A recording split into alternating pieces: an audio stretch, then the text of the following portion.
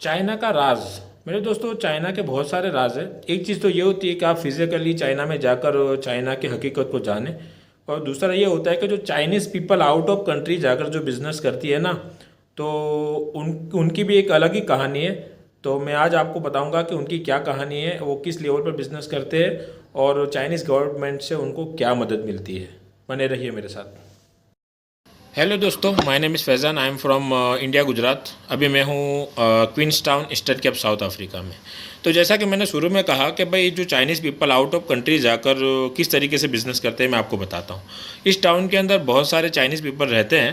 तो मेरी काफ़ी सालों से दोस्ती है, लेकिन उसमें से एक बंदा, चाइनीज़ बंदा ऐसा है जिससे मेरी दोस्ती बहुत ही गहरी है। तो मैं उसके साथ बैठ के बातें करता रहता हूँ। तो कल मैंने उससे एक सवाल किया और मुझे उम्मीद नहीं थी कि मुझे इतना अच्छा जवाब मिलेगा और कुछ जानने को मिलेगा। तो मैंने उससे सवाल किया कि भाई, चाइना के अंदर आपकी लिविंग स्टाइल बहुत अच्छी है, वहाँ डेवलपमेंट कंट्री है, वहाँ की सड़कें देख लो, वहाँ के एजुकेशन लेवल भी बहुत अच्छा है, स्कूलें भी बहुत अच्छी है। तो आप इतनी अच्छी, और वहाँ पे मेन चीज़ कि वहाँ पे जॉब करने पर आपको सैलरी भी बहुत अच्छी मिलती है। तो आप क्यों अपनी कंट्री को छोड़कर यहाँ पर साउथ अफ्रीका के अंदर बिजनेस कर रहे हो?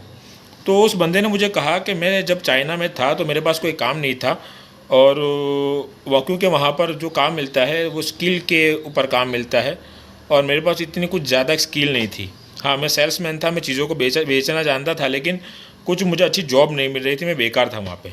तो मुझे चाइनीज़ गवर्नमेंट ने मुझे साउथ अफ्रीका भेज दिया। और भेजने के बाद पहले तो मुझे 1 साल यहाँ पर किसी और चाइनीज़ के पास जॉब करवाई।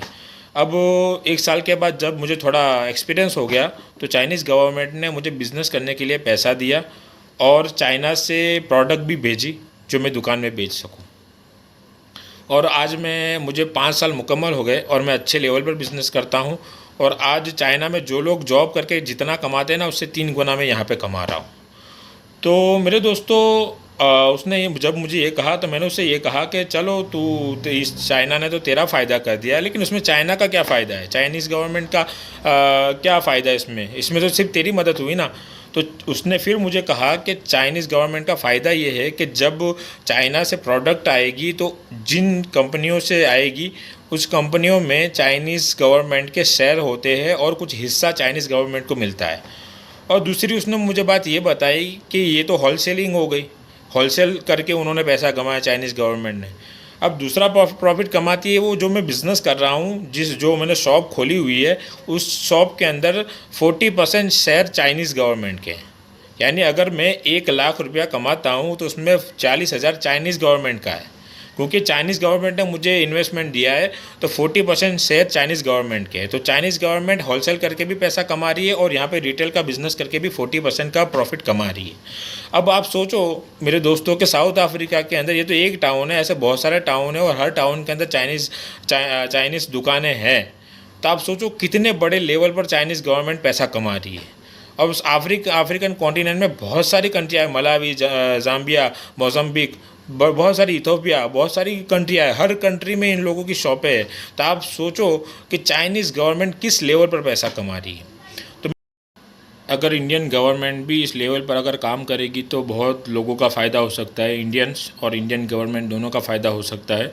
यहाँ पे जो इंडियन है उनके पास बहुत सारा एक्सपीरियंस है, वो सालों से यहाँ पर छोटी मोटी जॉब कर रहे हैं, छोटी अर्निंग कर रहे हैं।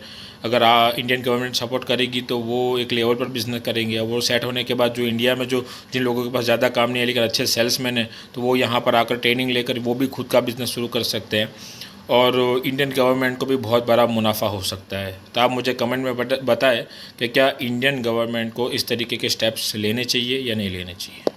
Thank you. जय हिंद, जय भारत।